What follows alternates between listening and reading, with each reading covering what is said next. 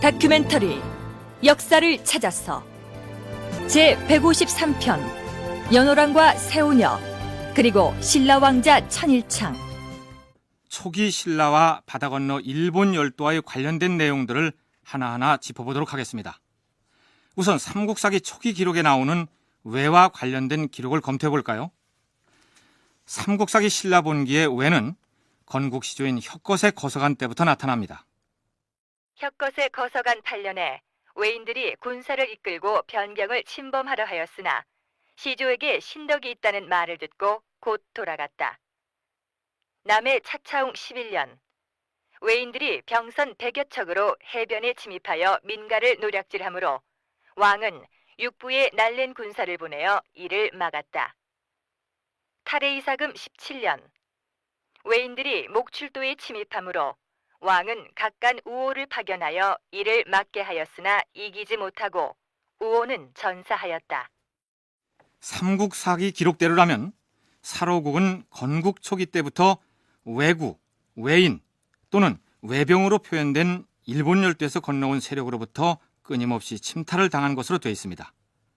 그렇다면 그들은 사로국으로부터 무엇을 가져가기 위해서 험한 파도를 무릅쓰고 만만치 않은 항해를 감행했을까요? 일본 서기에 의하면 왜인들에게 신라는 금과 은의 나라로 알려져 있기 때문에 아마도 그런 귀중품을 노리고 침입했을 것이라고 보는 견해가 일반적입니다. 그러나 지난 시간에 살펴본 것처럼 중국 사서인 삼국지 동의전에 의하면 초기 신라인들, 즉 삼한 사람들은 금과 은을 보배로 여기지 않았다고 했습니다. 어떻게 해석해야 할까요? 한국교원대 김은숙 교수의 얘기를 들어보시죠.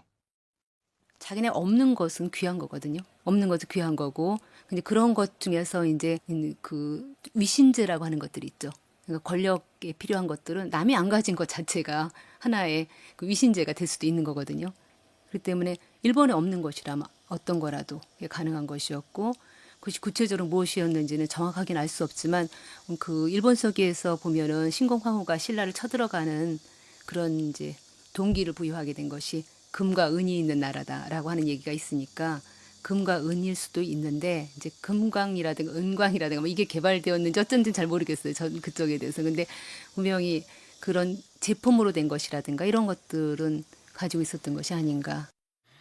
당시 사로국 사람들은 금은을 보배로 여기지 않았기 때문에 오히려 왜인들이 다른 어떤 지역에서보다 금이나 은을 가져가기가 쉽지 않았겠느냐, 이런 해석입니다.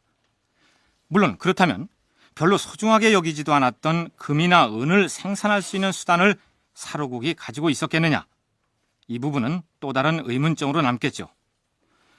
한 가지 더 생각해 볼 수 있는 문제가 당시 왜구들이 과연 금은 주옥이나 식량 같은 물품만 노리고 한반도에 왔겠느냐 하는 점입니다.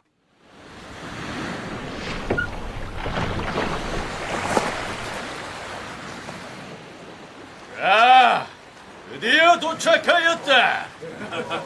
모두 내려서 가지고 싶은 것들을 모두 얕아놔라.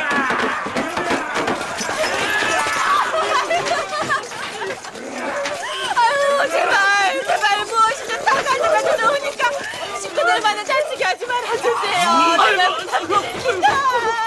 너는 뭘 아는 놈이냐? 저는 고기나 구워서 팔아먹고 사는 도곡입니다요. 너는 뭘 알 줄 알아? 저는 할 줄 아는 게 아무것도 없습니다요. 그저 길쌈이나 하는 아여자입니다요. 그거 잘 됐구나. 고기 굽는 기술자에다 애쩌는 여인을 구했으니 어찌 금은 보화에 비길 것이냐. 나으리, 지금 사로국 군사들이 몰려오고 있습니다요. 그래? 사로국 군사들이 도착하기 전에 약탈한 물건하고 이자들을 빨리 배에 태우도록 하라. 예, 알겠습니다, 나으리.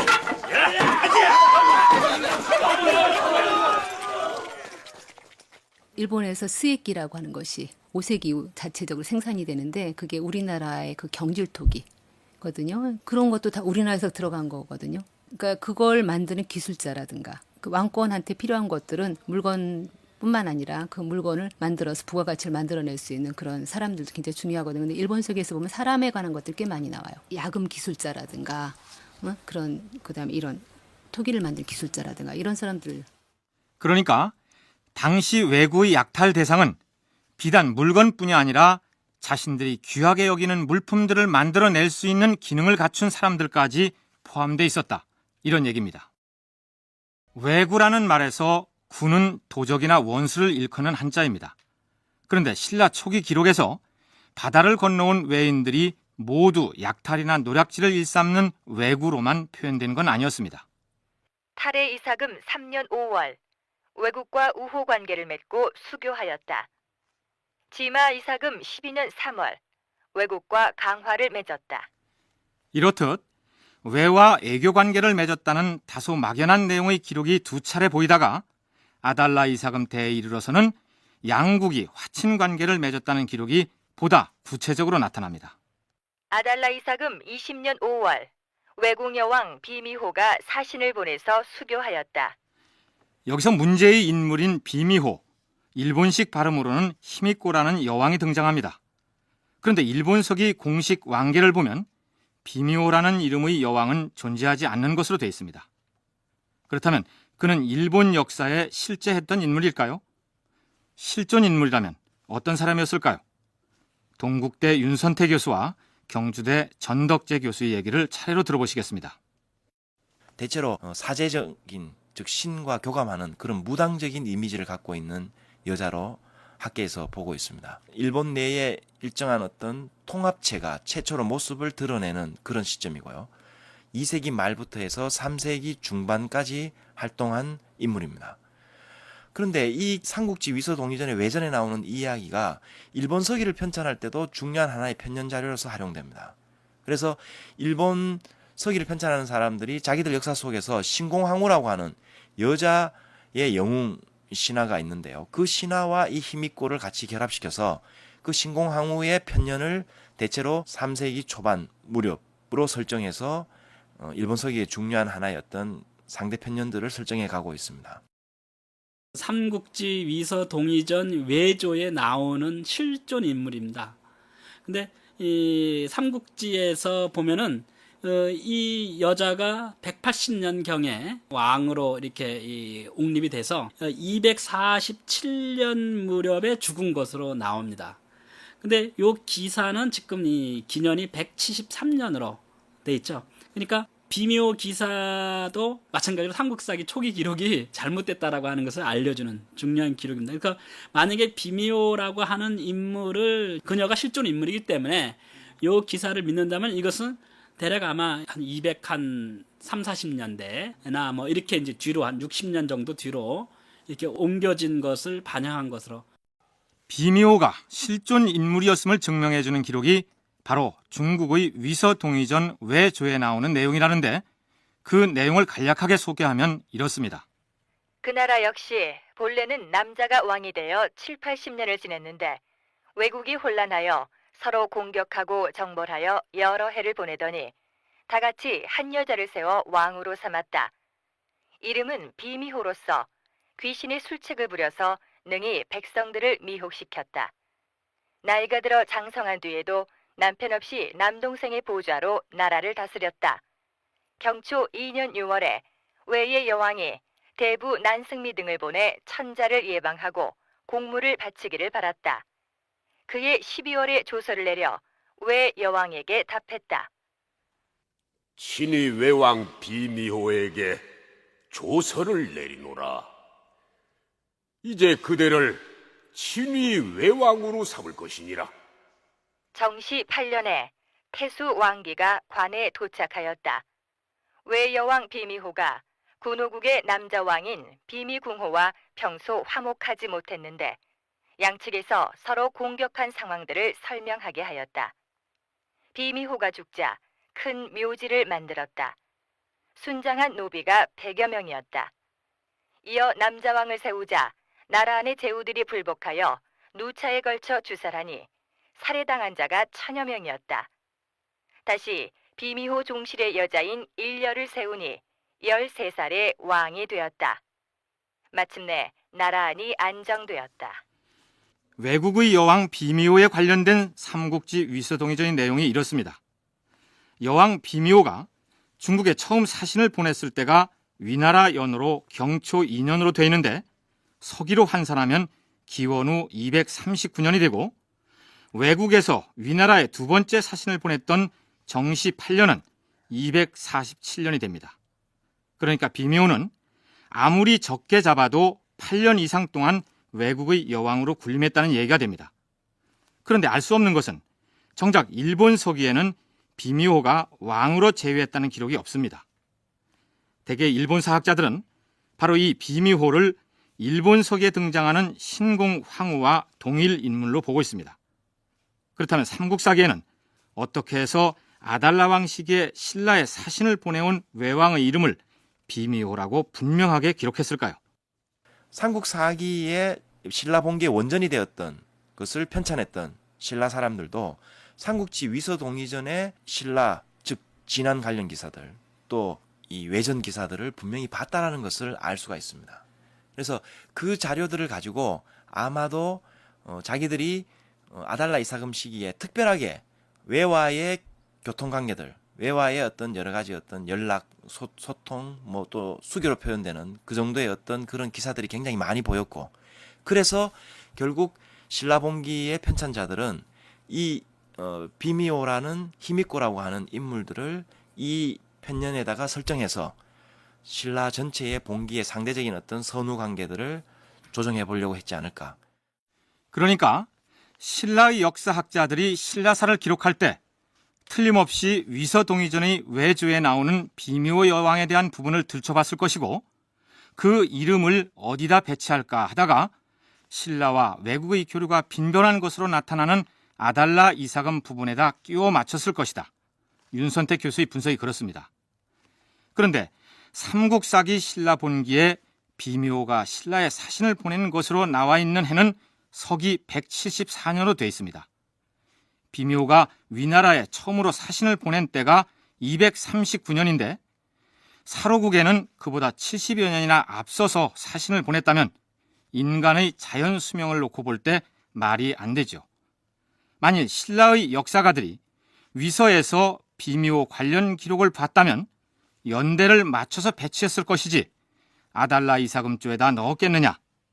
이미 신라의 역사 사료 가운데 여왕 비미호가 신라에 사신을 보냈다는 기록이 존재했을 것이다. 김은숙 교수의 견해가 그렇습니다. 그러나 삼국사기 초기 기록의 편년 자체를 믿을 수 없기 때문에 누구 의견이 옳은지는 알 수가 없습니다.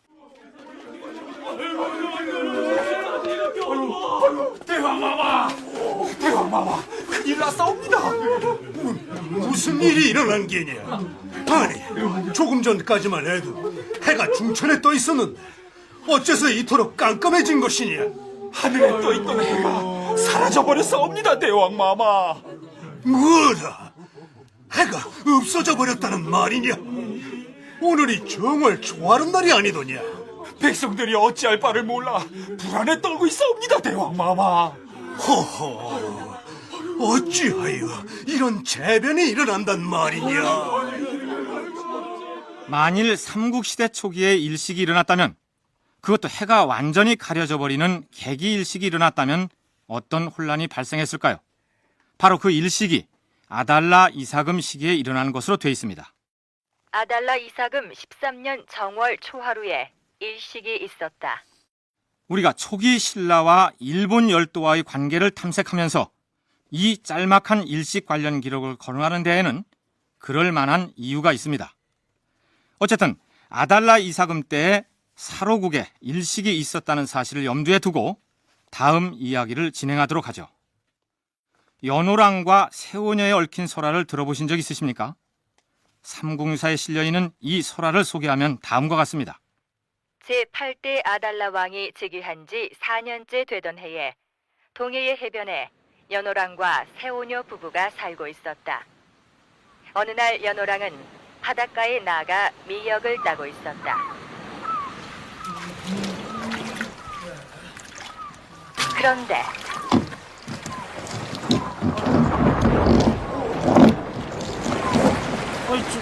저게 뭐지?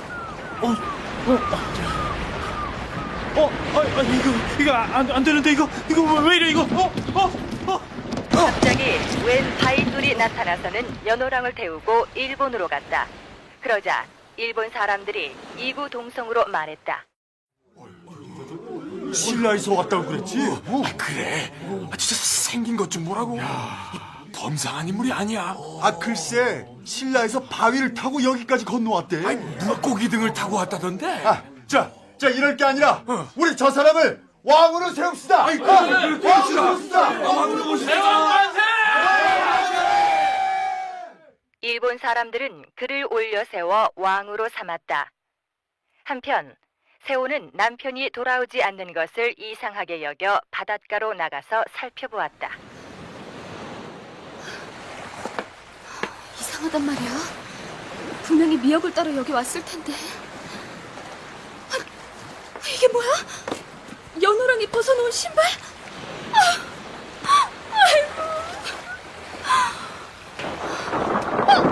깜짝이야. 이거 왜 이래?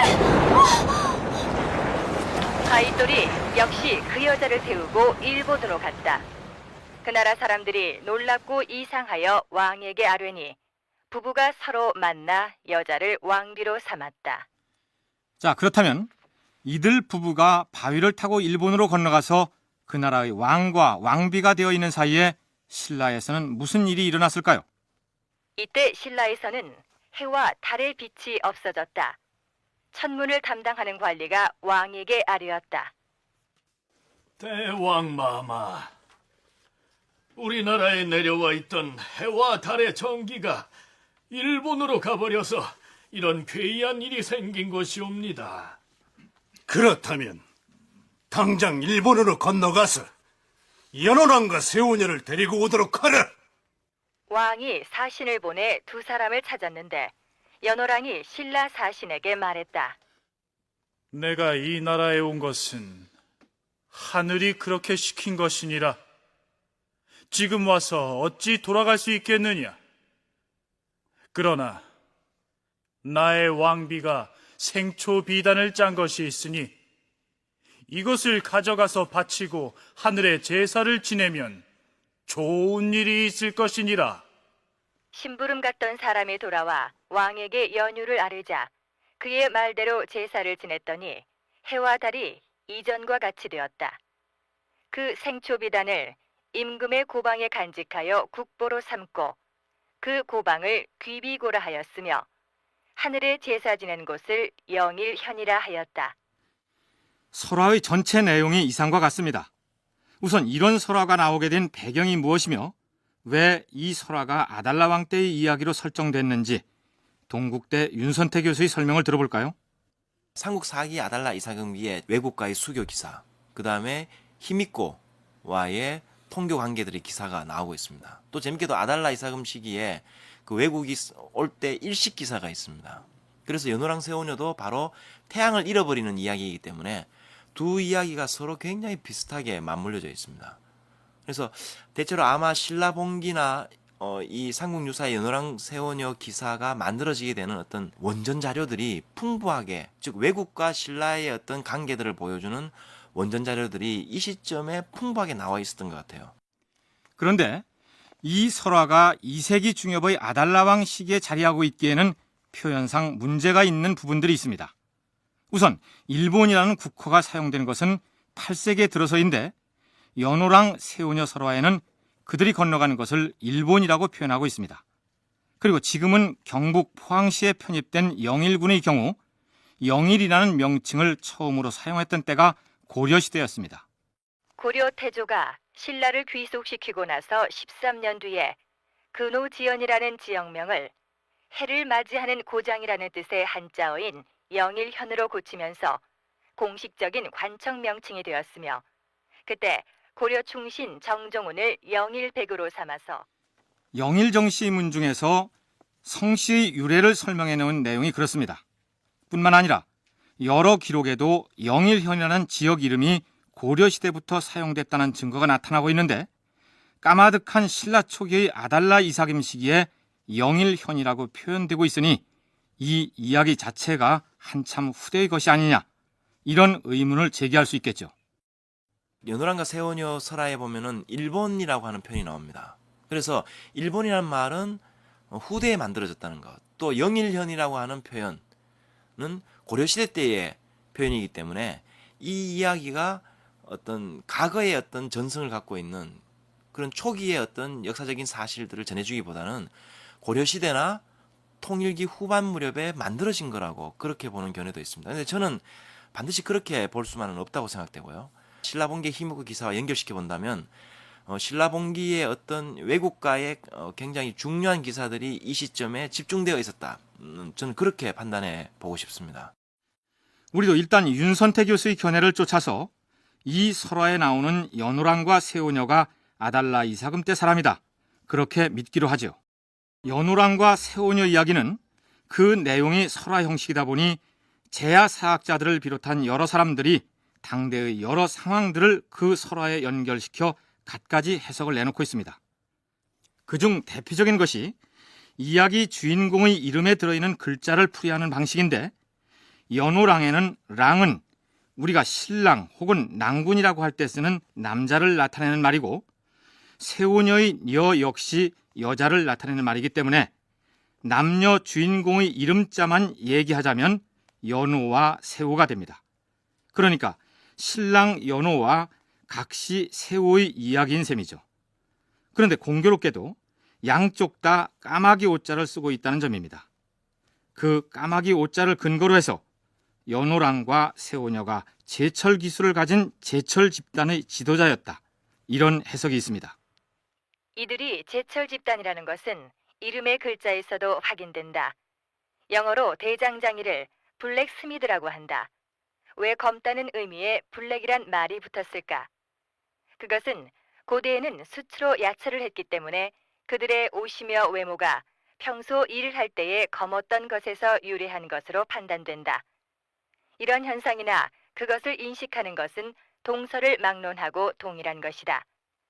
연호랑과 세오녀의 까마귀 오자는 검을 흑자나 검을 현자와 바로 통하는 말이다. 뿐만 아니라 연호랑의 연자 역시 끌다, 늘어뜨리다라는 뜻을 가지고 있어서 단조, 즉 두드려서 펴는 것을 뜻하고, 세오년의 가늘 세자는 가늘게 단조하는 정밀 단조를 의미한다, 이렇게 해석합니다. 참 흥미롭지 않습니까? 그러나 대부분의 학자들은 이 설화를 해와 달에 관련된 일월 신화의 한 종류로 판단합니다. 고구려 관련 텔레비전 드라마의 타이틀 배경 화면에 세 발 달린 까마귀, 즉 삼조고가 등장해서 일반인들이 관심이 높은데, 그것이 날짐승으로서의 까마귀가 아니라 태양을 상징한다는 얘기입니다.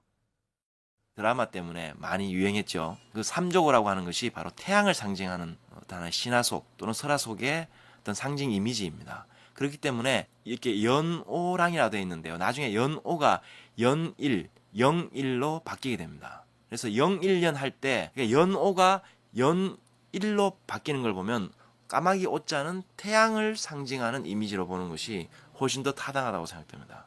그래서 이 신화의 이야기도 역시 태양이 옮겨가는 이야기들이기 때문에 연호랑 세오녀의 오자는 바로 그런 삼조고를 상징하는 걸로 보는 것이 더 타당하다고 생각됩니다. 그러나 까마귀 오자라는 글자를 검다는 뜻과 연결시켜서 제철 집단 혹은 대장장이로 풀이한 것이 무리라는 얘기지, 실제로 바위를 타고 일본 열도로 건너간 것으로 되어 있는 연호랑은 선진 제철 기술을 가진 집단의 일본 열도의 이주를 상징할 수도 있습니다. 그렇다면 세오녀의 가늘세자는 무엇을 상징할까요?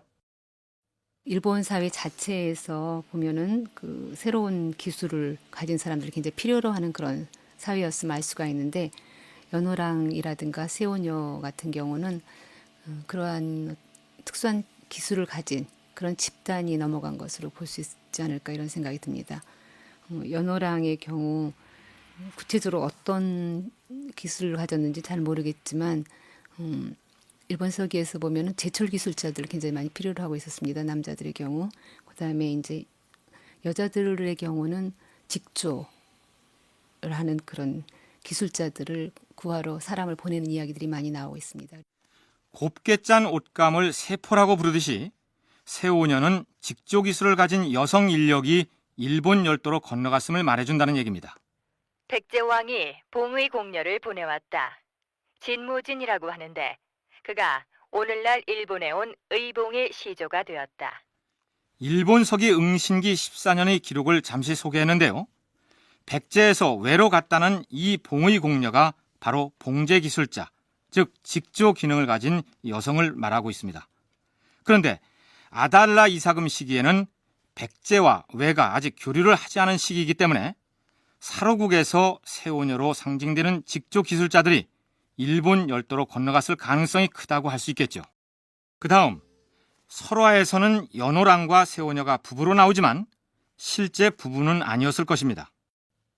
서로 부부 관계로 나오는 설화의 이야기들이 도레인들 이야기에 굉장히 많이 나옵니다. 가야 측, 즉 일본서기나 지금 고사기에 전해지고 있는 이야기를 보면은 어떤 정령이 나옵니다. 뭐 돌이라든지 뭐 어떤 그런 정령 속에 그 돌이 여자로 하여서 이 가야 측 사람들과 살고 있다가 갑자기 떠나가 버립니다. 그래서 이 사랑하는 연인을 찾아서 다시 일본 열도로 건너가는, 뒤따라가는 그런 이야기 모티브인데요. 연호랑과 세오냐도 그 이야기하고 플롯이, 전개 과정들이 너무나도 흡사합니다. 이것은 일본 열도의 어떤 선주간 세력들과 친연 관계를 가진 후발대들이 들어가면서, 그러니까 어떤 세력 집단이 신천지를 찾아서 일본 열도로 먼저 건너간 뒤에 정착하게 되면 그들을 연줄 삼아서 후발대가 바다를 건너 가서 함께 살았던 상황들을 사랑하는 남녀가 먼저 건너간 연인을 뒤따라간 것으로 이야기를 꾸몄다는 얘기죠. 그렇다면 당시 사로국 사람들은 어떤 경로를 통해서 일본 열도로 건너갔을까요? 그 무렵 일본 열도와의 교류의 중심 지역은 당시 금관구의 본거지였던 김해였지만 울산이나 동래 지역에서도 일정한 교류가 있었을 것으로 보입니다. 물론 동해안에서 출항하는 경우 김해 쪽보다는 뱃길이 더 험했겠죠. 삼국유사 석탈의 신화에서 김해의 김수로 왕과 석탈해가 한바탕 전투를 벌인 것으로 표현되는 것은 일본 열도와의 해상 교류 주도권을 장악하기 위한 싸움이었다. 윤선태 교수의 분석이 그렇습니다. 그거는 삼국지 위서동 이전에 보면은 바로 이 김해라는 지역이 중요하게 일본 열도로 건너가는 하나의 어떤 교통의 요지입니다. 물론 김해가 그러한 것들을 핵심적으로 장악했지만 앞서 석탈의 신화와 이 김수로 신화를 비교를 해보면 석탈의 역시 마찬가지로 그러한 김수로와의 충돌 과정들을 보여주는데요. 그것은 지금의 울산 또 동래 이쪽 지역들도 마찬가지로 일본 열도와 일정한 교류를 했고 그 충돌 과정이 결국 석탈해와 김수로의 싸움으로 나타나는 것이죠. 이제 우리 삼국유사에 실린 연호랑과 세오녀 설화에 관한 얘기는 이쯤 하기로 하고 일본서기에 실린 역시 설화풍의 기록을 소개하도록 하겠습니다. 수인천왕 3년 봄 3월 신라 왕자 천일창이 귀화하였다. 가지고 온 물건은 우태옥 1개, 족고옥 1개, 제농록 적석옥 1개, 출석소도 1자루, 출석모 1자루, 일경 1개, 웅신리 1개 등 7가지였는데 단마국에 보관하여 항상 신물로 삼았다. 천일창이 신라에서 외국으로 건너갔다는 내용이 일본 서기의 본문에는 이렇게 짧게 기록되어 있습니다. 천일창이 가지고 갔다는 물건들에 대해서는 뒤에서 살펴보기로 하고 우선 신라 왕자 천일창이 외국에 귀화하였다는 내용이 의아스럽지 않습니까? 신라에 천일창이라는 왕자가 있었고 그가 외국으로 건너가서 귀화하였다면 큰 사건일 텐데 삼국사기든 삼국유사든 우리 쪽 기록의 어디에서도 단서를 찾을 수가 없습니다. 그렇다면 신화의 주인공인 천일창은 대체 누구일까요?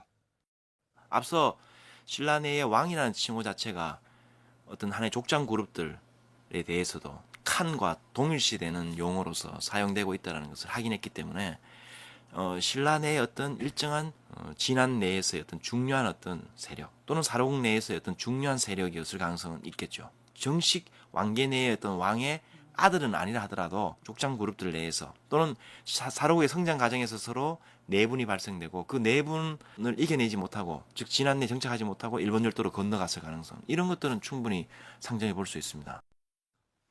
무슨 얘기냐면 사로국이 건국될 때 6촌장이 혁거세를 왕으로 옹립했다고 했는데 혁거세뿐만 아니라 그 육부의 족장들이 모두 왕으로 불렸을 것이고 그들 이외에도 신라의 역사에 신라의 몇 대 왕으로 기록되진 않았으나 귀족 세력의 수장들 중에는 왕으로 불렸던 사람들이 많았을 것이다. 그들의 아들 중 한 사람이 사로국 혹은 진안연맹체와 갈등을 빚은 나머지 바다 건너 외국으로 이주했을 가능성은 얼마든지 있다. 천일창이 그 사람이라면 왕자로 칭한다 해서 틀렸다고 할 수는 없다. 윤선태 교수의 얘기가 그렇습니다. 그런데 우리가 앞에서 살펴보았던 연호랑과 세운여의 설화의 연호랑과 천일창을 동일 인물로 볼 수도 있다. 이런 견해도 있습니다. 경주대 전덕재 교수의 얘기를 들어보시죠. 아마 이 영일 지방에 있었던 이 사로국의 하나 어떤 그 지방의 어떤 그 소국의 어떤 그 수장급이나 또는 어떤 그 지배 세력들이 일본에 가서 일본의 이제 이 대화 조정 세력은 아니더라도 어떤 그 이 지방의 어떤 그 소국이나 어떤 그 지배자로 어떤 소국의 왕이나 지배자로 성장하거나 또는 어떤 부각된 어떤 그 사람들이 있었을 텐데 아마 그 사람과 연관되는 설화가 일본에서는 천일창 설화로 이제 계속 가계 전승이 이어지고 우리나라에서는 이제 그런 일본으로 가서 이 사람이 왕이 됐다라고 하는 그 내용들이 연호랑 세오녀라고 하는 설화로서 아마 이 후대에 전해지지 않았느냐. 그러니까 연호랑 세운여 설화나 천일창 신화가 사실은 같은 이야기인데 우리나라에서는 연호랑 세운여의 이야기로 전승되어서 삼국유사에 실렸고 일본에는 천일창 신화로 전해져 내려와서 일본서기에 실렸다. 이런 얘기입니다. 윤선태 교수는 천일창의 한자 이름은 하늘천 해일 창창자인데 태양을 나타낸 해일자가 들어있는 것으로 보아서 연호랑의 까마귀 오자와 그 의미가 통한다고 분석합니다. 천일창이라는 것도 바로 태양 일자가 그 속에 들어가 있죠. 그래서 결국 연호랑 할 때 그 오자가 까마귀 오자이고 또 태양의 정령이 일본으로 건너갔다는 이야기가 나오고 그래서 두 개의 이야기를 서로 결합시켜서 보려고 하는 거죠. 천일창도 신라라고 하는 간영어가 붙어 있고 연호랑과 세운여는 역시 아달라 이사금기의 신라 인물로 나와 있으니까 두 개를 같이 태양이라고 하는 것으로서 결합시키려고 하는 것입니다. 즉 아달라 이사금기도 마찬가지로 아까 길선의 모반이라든지 이런 것들도 있었는데요. 연호랑과 그 일부의 어떤 세력들이 사로국 내의 어떤 다툼 또는 진안연맹체의 어떤 다툼 속에서 패배했거나 지난 시간에 아찬 길선이 아달라 이사금을 모반하려다가 발각되어서 백제로 망명했다는 대목을 살펴본 적 있죠. 따라서 천일창이나 연호랑 역시 사로국이나 진안연맹체와의 갈등 끝에 일본 열도로 건너갔을 수도 있다는 얘기입니다. 앞에서 일본 서기에는 천일창이 신라에서 외국으로 건너온 과정을 신라 왕자 천일창이 어떠어떠한 물건들을 가지고 건너와서 귀화하였다. 이런 식으로 짧게 기록됐다고 했는데 그러나 그것은 일본 서기의 본문이 그렇다는 얘기고 일본 서기 기록자는 그 짤막한 본문 뒤에다가 일설에 의하면 이라는 단서를 달고서 천일창이 외에 정착하게 된 과정을 비교적 상세하게 적고 있습니다. 간추려 소개하자면 이렇습니다. 처음에 천일창이 배를 타고 파마국에 정박하여 육소급에 있었다. 이때 천왕이 사람을 보내 천일창에게 물었다. 그대는 누구이며 어느 나라에서 왔는고? 소인은 신라국의 왕자이옵니다. 헌데 무슨 일로 바다를 건너서 이곳까지 왔는고? 일본국에 성황이 계신다는 말을 듣고 우리나라를 동생 지고에게 넘겨주고 귀화하였사옵니다. 그러한가? 짐이 파마국의 육소급과 담노도의 출처급 두 읍을 그대에게 줄 터이니 마음대로 선택하여 살도록 하라. 소인이 장차 거주할 곳에 대해서 은혜를 베풀어 주신다면 신이 직접 여러 나라를 돌아보고 마음에 드는 곳을 지급받고자 하옵니다. 좋다. 그리하도록 하라. 그리하여 천일창은 도하로부터 거슬러 올라가서 북으로 근강국 오명읍에 들어가 잠시 머물다가 다시 근강으로부터 야혁국을 거쳐 서쪽으로 단마국에 이르러 거주처를 정하였다. 근강국 경촌국 도인은 바로 천일창을 따라온 사람이었다. 천일창은 단마국 출도의 사람 태희의 딸 마다도와 결혼하여 단마 제조를 낳았다.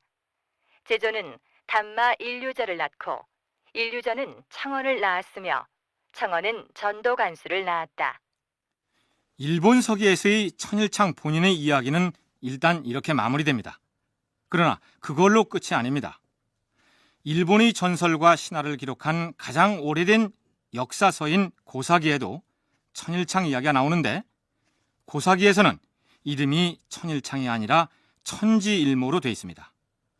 하늘천에다 갈지 해일 창모자를 쓰고 있어서 천일창과 그 뜻은 같습니다. 여기서는 신라의 국왕을 주인주자를 써서 국주로 표현하고 있습니다. 옛날에 신라 국주의 아들이 있었는데 그러니까 왕자가 되겠죠. 그 왕자의 이름이 천지일모였고 이 사람이 바다를 건너 외국으로 왔다는 것입니다. 고사기에는 천일창, 즉 천지일모가 신라에서 외로 건너온 연유를 다음과 같이 적고 있습니다. 신라국에 연못이 하나 있었는데 하루는 그 못가에서 미천한 신분의 여자가 낮잠을 자고 있었다. 그때 무지개 같은 빛이 그 여자의 몸에 비쳤고 그 여인은 낮잠을 잔 이후에 임신을 하여 붉은색 옥을 낳았다. 그것을 지켜보던 역시 미천한 신분의 한 남자가 그 옥을 빼앗아서 허리춤에 차고 다녔다. 이 사람이 산골짜기에 밭을 일구었기 때문에 밭 가는 사람들의 음식을 소 한 마리에 지워서 산곡으로 가다가 신라 국주의 아들 친지일모와 마주쳤다. 이놈 대석거라! 나는 이 나라의 왕자이니라. 아, 예. 왜 그러십니까요, 왕자마마? 음식을 소에게 지워서 산으로 가져가는 것을 보니 네놈의 필시에 이 소를 잡아먹으려는 심산이렸다. 소를 잡아먹으면 엄벌에 처한다는 어명을 잊었느냐? 아닙니다요, 왕자마마. 소를 잡아먹으려고 끌고 가는 것이 아니오라. 밭일을 하는 사람들의 음식을 가져가고 있었습니다요. 거짓말 마라! 네놈을 엄벌에 처할 것이니라. 왕자마마, 제발 살려주십시오. 저 여기 소인이 가지고 있는 이 옥을 드리겠사옵니다. 자, 여기. 어디 보자. 오, 참으로 아름다운 옥이로구나. 그 천부가 허리에 차고 있던 옥을 바치자 국주의 아들은 그를 놓아주었다. 그 옥을 가져다가 침상 옆에 놓았더니 곧 아름다운 처녀로 변하였다. 그리하여 그 처녀와 혼인하여 아내로 삼았다. 아내는 언제나 맛있는 음식을 마련하여 남편에게 대접하였다.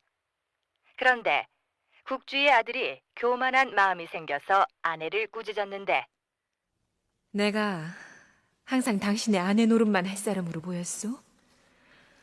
잘못 생각한 것이오. 난 조국으로 돌아가겠소. 하고서는 몰래 작은 배를 타고 도망하여 난파에 머물러 살았다. 그러자 천지일모가 그의 아내가 도망간 것을 알고 뒤를 쫓아서 난파에 이르렀을 때 도신이 막고 못 들어오게 하였다. 그러자 다지마국에 머물렀다. 고사기에 소개된 천일창 신화가 이상과 같습니다. 건너가게 된 경로는 다르게 소개됐지만 결과적으로 천일창은 다지마국, 즉 단마국을 거주처로 삼았다는 대목은 일치합니다. 고사기의 이 내용 역시 남편이 아내를 찾아 바다를 건넜다기보다는 후발 세력이 먼저 가서 정착한 세력의 자취를 쫓아서 험한 뱃길을 항해하면서 겪었던 고생담을 후세에 전하는 과정에서 그렇게 윤색된 것이 아니겠느냐. 윤선태 교수의 견해가 그렇습니다. 뭐랄까요, 망망대해를 건너가면서 두려움을 이겨내는 하나의 어떤 이야기로서 자기 아내를 찾아가는 그런 욕망, 그 바깥에 뭐가 있는지 모르지만 거기에 내가 알고 있는 어떤 존재가 일본에 살고 있다라고 느끼는 것이죠. 그런 것들, 친연관계 또는 어떤 인간관계를 찾아서 일본 열도로 건너갔다는 것을 보여주는 겁니다. 단순하게 아내를 찾아갔다기보다는 먼저 가 있는 어떤 존재와의 어떤 관계 속에서 그것이 계속적으로 추동적으로 세력들이 건너가게 되고, 그런 이야기들이 사랑의 이야기로, 부부관계로 이렇게 표현되었다는 것, 뭐 그런 정도로 이야기를 할 수 있다는 것이죠. 자, 그렇다면 이제 이 천일창 신화의 내용을 분석해 보도록 하겠습니다. 우선 천일창을 신라국의 왕자 혹은 신라국주의 아들로 설정하고 있는 배경을 어떻게 봐야 할까요? 한반도 남단에서 일본 열도로 건너가는 세력들이 굉장히 많았다는 거죠. 그 건너갈 때는 파편화된 존재들도 있겠죠. 힘이 약한 존재도 있고 또는 힘이 아주 센 존재도 있습니다. 그래서 천일창과 같이 아주 세력화된 상위 클래스의 인물들도 일본 열도로 건너갔다는 것을 보여주는 거죠. 근데 재밌게도 연호랑과 세오녀도 태양의 정령이라고 묘사되어 있고, 신라의 왕도 다시 일본에 연호랑에게 보내서 뭔가 요청을 하는 내용들이 보이고 있기 때문에 천일창이 상위 클래스로 건너간 신화이니까 그 두 개가 서로 연결시켜서 볼 수 있다는 거죠. 근데 연결시켜서 볼 수 있다는 말이 연호랑이 곧 천일창이라는 말은 아닙니다. 설화로 꾸며진 이 이야기를 두고 천일창이 정말로 신라의 왕자였느냐 아니었느냐를 따지는 것은 부질없는 이야기가 되겠죠.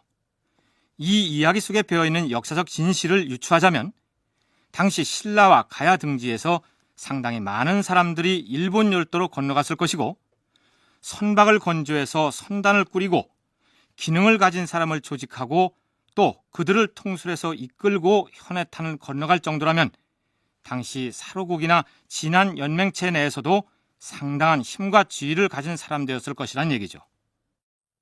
그게 간단한 일이 아니잖아요. 어느 집단이 옮겨가고 그러려면은. 그러니까 그 옮겨가는 과정 속에서 어떤 출중한 능력을 나타내고 여러 가지 교섭 능력도 있어야 되고 사람들을 또 통제할 수도 있어야 되고 통솔할 수 있어야 되고 그게 다 가능해야 되잖아요. 그 어떤 집단이 이동해 갈 때 그 우두머리라고 하는 사람은. 그래서 보면은 그 집단 안에서 왕으로서 여겨질 수도 있는 거고 충분히 가능하죠. 그러니까 오히려 삼국사기에 나와 있는 것만 가지고 역사를 보려고 한다면은 역사를 보기가 힘들죠. 선단을 이끌고 현해탄을 건너는 중에 풍랑을 만나거나 혹은 해적을 만날 수도 있고, 일본 열도에 도착해서는 현지인들과 탁월한 교섭을 벌여서 함께 간 사람들이 정착하는 데 지도적 역할을 한 사람이 나타났다면 그 이야기가 전설처럼 전해지면서 그가 신라의 왕자였다는 쪽으로까지 발전했을 수도 있다. 김은숙 교수의 설명이 그렇습니다. 천일창 설화가 후손들의 가계 전승으로 이어져 오다가 일본 서기에 실렸을 가능성에 대해서는 연호랑 세오녀의 설화가 천일창 설화와 같은 이야기로 보고 있는 전덕재 교수 역시 견해를 같이 합니다. 한반도에서 건너간 사람들이 우선 철기 문화를 가지고 일본의 어떤 그 기존의 이 토착 주민들을 압도하면서 아마 정치 세력으로서 성장을 했을 텐데, 아마 연호랑 세오녀도 아마 그런 어떤 그 가운데 한 사람이었던 것으로 이렇게 보여집니다. 그러니까 우수한 철기 문화를 바탕으로 해서 일본의 한 지역에서 나름대로 이제 세력을 키우다가, 그리고 그들이 궁극적으로는 이제 이 대화 조정에 흡수 통합됐을 가능성이 상당히 높고, 그것이 이제 천일창 설화로서의 그 후손들이 이제 가계 전승으로 설화를 남겨줬던 것이 아닌가 이렇게 보여집니다. 그렇다면 설화의 내용을 한 가지로 정리해서 역서서에 실지 않고 일본서기의 내용과 고사기의 내용이 다르고, 일본서기의 경우만 해도 일설에 의하면 혹은 일서에 의하면 하는 식으로 다른 이야기들을 나열해 놓은 이유는 또 무엇일까요? 그것은 일본서기 편찬 과정을 살펴보면 이해가 될 것이라고 김은숙 교수는 설명합니다. 그 역사 편찬 사업을 시작할 때 그 전 땅이 672년이라 해서 큰 내전이 있었어요. 임신의 난이라고 해서 큰 내전이 있었는데 그 난리를 거치면서 그나마 조정해 있었던 기록까지도 없어졌을 것이다. 불탔을 것이다. 이런 이야기가 되고 있는데 그래서 다 그 각 집안에 가지고 있는 가기 같은 걸 다 제출하도록 합니다.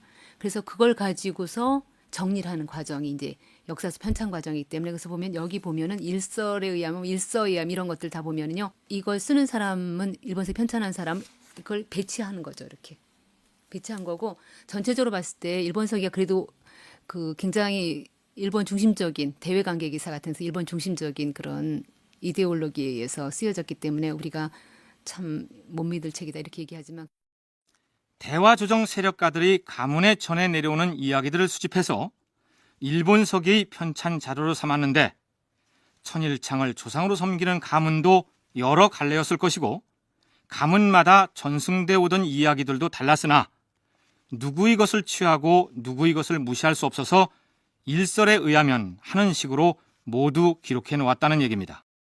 이번에는 천일창이 외국에 갈 때 가져갔다는 물품에 대해서 살펴보기로 하겠습니다.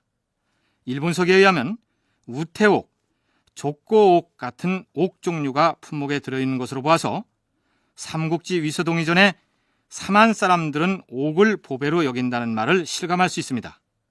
그 다음은 출석소도, 출석모 같은 것들은 칼 종류이고 일경은 거울, 그리고 웅신이라고 표기된 물건은 제사를 지낼 때 바닥에 까는 돗자리의 일종입니다. 이것들을 모두 천일창이 정착지로 삼았던 단마국의 신사에 신물로 바쳤다고 하는 것으로 보아서 제의에 쓰는 물건들이 아닌가 생각됩니다. 그런데 고사기에는 천일창이 가져갔다는 물건들의 품목이 일본 서기와는 좀 차이가 납니다. 전덕재 교수의 설명을 들어보시죠. 고사기에 나오는 여러 가지 물품들이 있습니다. 이 질랑 비례, 전량 비례, 진풍 비례, 절풍 비례, 이런 것들은 다 항해, 바다를 배가 항해할 때 사용하는 물품들입니다. 그래서 이거는 이 항해와 관련되는 주물 제구라고 이렇게 이제 해석해요. 그래서 아마 그 당시에, 그러니까 이 초기 철기 시대나 또는 삼국 초기에 역시 그 하늘의 제사를 지내는 것들이 굉장히 중요하기 때문에 아마 이 연호랑 세오녀도 제사상적인 어떤 그 기능을 가지고 있었고 질랑비례, 전랑비례, 진풍비례, 절풍비례 이 물건들 이름에 파도를 나타내는 물결랑자와 바람풍자가 들어있는 것만 보아도 항해에 관련된 물품들인 것만은 틀림없어 보입니다. 아마 항해 중에 거친 파도를 다스리는 신이나 모진 바람을 주관하는 신들에게 바치는 주술적인 성격의 물건들이 아니었나 생각됩니다. 그러니까 일본 서기에 나오는 물건들이나 고사기에 나오는 물건들 모두 제의에 사용되었던 것들이다. 이렇게 봐도 무리가 없을 것 같습니다. 그럼 이번에는 천일창이 일본 열도에 도착해서 어느 지역들을 순방하다가 왜 단마국이라는 데에 머물렀는지 또 그들 지역을 돌아다녔다는 기록이 무엇을 의미하는지 살펴볼까요? 소인이 장차 거주할 곳에 대해서 은혜를 베풀어 주신다면 신이 직접 여러 나라를 돌아보고 마음에 드는 곳을 지급받고자 하옵니다. 천일창이 도착하자마자 외왕은 천일창에게 파마국의 육소급과 담노도의 출천읍을 제공할 터이니 그곳에 눌러 살라고 말합니다. 그러나 천일창은 정착할 곳을 스스로 고르겠다고 얘기하고 지방을 순방합니다. 한일 관계사를 전공한 김은숙 교수에 의하면 천일창이 도착했던 곳은 지금의 나고야 인근쯤 되는 곳이고 외왕이 선물로 주겠다고 했던 담노도라는 섬은 지금은 혼시와 다리로 연결되어 있는 아와지 섬을 일컫습니다. 천일창은 도하로부터 거슬러 올라가서 북으로 근강국, 오명읍에 들어가 잠시 머물다가 다시 근강으로부터 야역국을 거쳐 서쪽으로 단막국에 이르러 거주처를 정하였다. 근강국 경촌국 도인은 바로 천일창을 따라온 사람이었다. 천일창이 차례로 들렸다는 이들 지역이 대체로 어떤 곳들이었는지, 그리고 천일창은 왜 일삼아서 그들 지역을 돌아보고 나서 단마국이라는 곳을 거주지로 삼았는지 김은숙 교수의 설명을 들어보기로 합니다. 나고야 쪽에 도착을 했지만 이제 자기가 원하는 곳에 살고 싶어 하면서 이제 천황의 허락을 얻어서 그다음에 어디로 들어갔냐면 지금의 교토의 북부 지역에 거기 일본석인 근강국이라고 나와 있는데 지금의 시가현 쪽에 일단 들릅니다. 그런데 이제 본인은 거기서 더 올라가서 더 북쪽으로 올라가서 우리로 치면 동해의 그 일본 쪽 연안이죠. 그러니까 거기에 단마국이라고 하는 다지마국이라고 하는 그런 나라에 살게 되는데 그때 같이 천일창하고 같이 갔던 사람들 중에서 그 시가현 쪽에 남아서 계속 도공으로서 일한 사람들이 나옵니다. 그러니까 천일창이 일삼아서 돌아다닌 것으로 되어 있는 일본 서쪽 해안 지역들이 당시 일본 열도에 건너간 신라 사람들이 주로 거주했던 곳이다. 이렇게 이해하면 될 것 같습니다.